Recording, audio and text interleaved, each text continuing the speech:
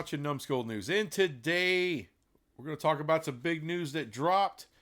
Today is Monday, the 5th, and apparently there's going to be CFP committee meetings for the 5th and the 6th, Monday and Tuesday. One of the big items they're going to be discussing is possibly going to 16 teams in the CFP playoff. Now, this is something I've been advocating for a long time. 16 teams only makes sense. It's more money.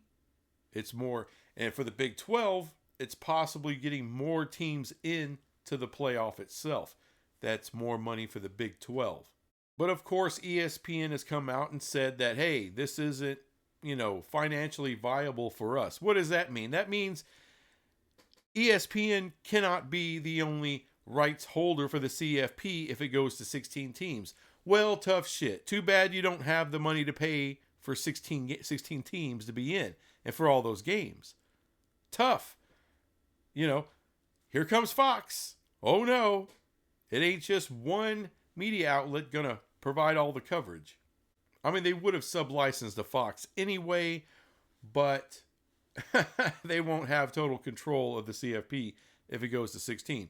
So that's another, for all the people who think it needs to go to multiple media companies, well, here you go. 16 teams will absolutely ensure that it does. Look, it's not just going to 16 teams that would help out the Big 12.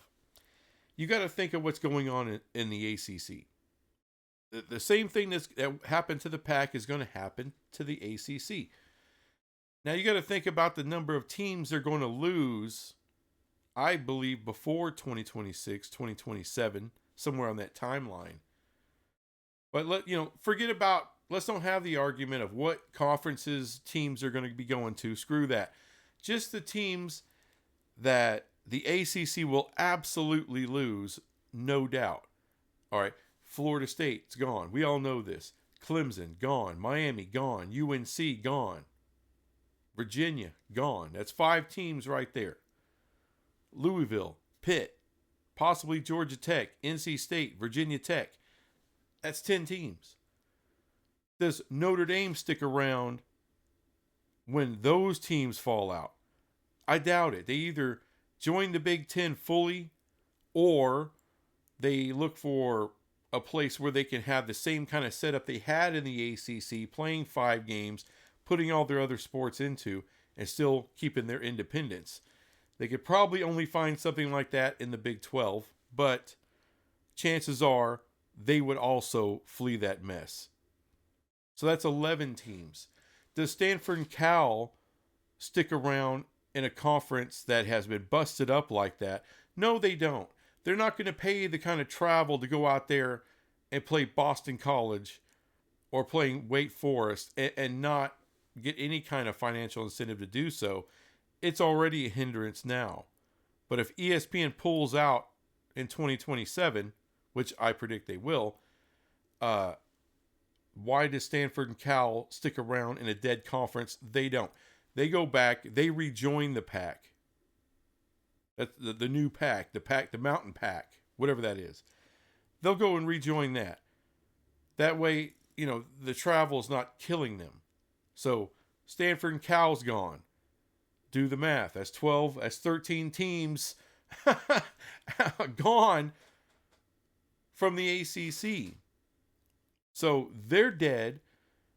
Whatever's left probably joins with the American, becomes the new ACC, like the new pack will join with the Mountain West, become the new pack. That's what those are. That's how that happens. And now you're left with 3 power conferences who are going to be overrepresented, if you will, inside the CFP. I think that's how that'll work. Also, what's been talked about is the Big Ten and the SEC. They're going to want a larger share of that CFP pie since they're providing the most eyeballs to it. I have to, even as a Big 12 fan, I have to say that's probably going to happen. And I think they deserve that for right now. But how do they get it? I don't think you just slice off a percentage regardless. No. I think if you're the Big 12, if you're everybody else, what you fight for is more of a unit type system like the NCAA tournament has. So for every game played by your conference in the CFP, that becomes a unit, and that's how you get paid. At least that way, they earn it. Okay, that's just something I wanted to touch on this video. But it's mostly about the 16 teams and how that benefits the Big 12. That's what this video is actually about. As I give you some examples of how this helps out the Big 12, keep in mind, that's with certain ACC schools within the confines of the Big 12, the new Big 12, 2026 and beyond.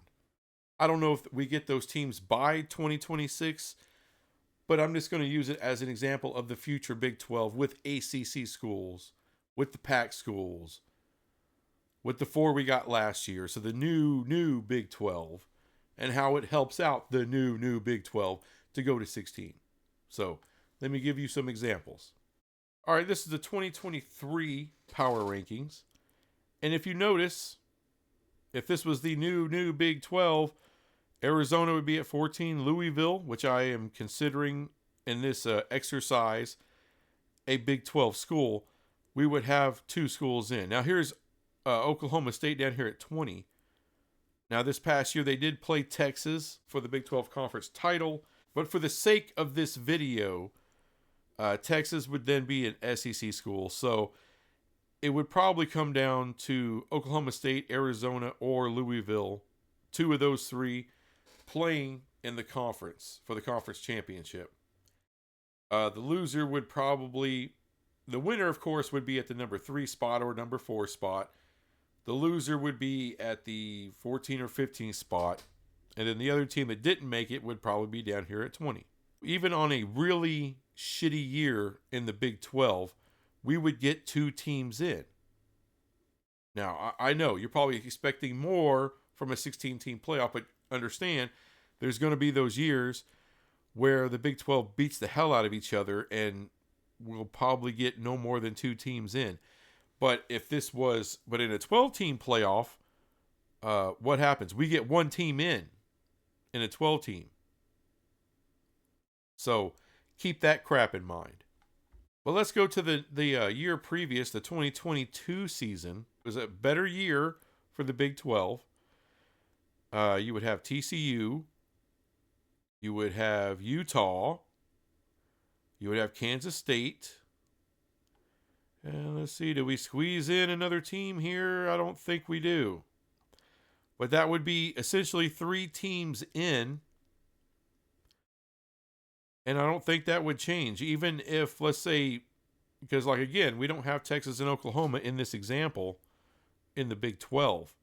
Now, TCU beat Kansas State in the regular season. But now you interject Utah and some other teams. Would TCU be undefeated? Maybe not. Or maybe they would. Would Utah be undefeated? I mean, who knows? But I still think, even in this example, it would, even if one of those teams dropped to like the 13th or 14th spot, you would still have 3 teams, I believe, in a 16-team playoff in this example. And this would be outstanding. There's nothing wrong with having 3 teams in for the Big 12. But if you go to the 2021 season, this is where it kind of gets exciting. Like, holy shit. Now, understand, a lot of these teams did not play in the Big 12.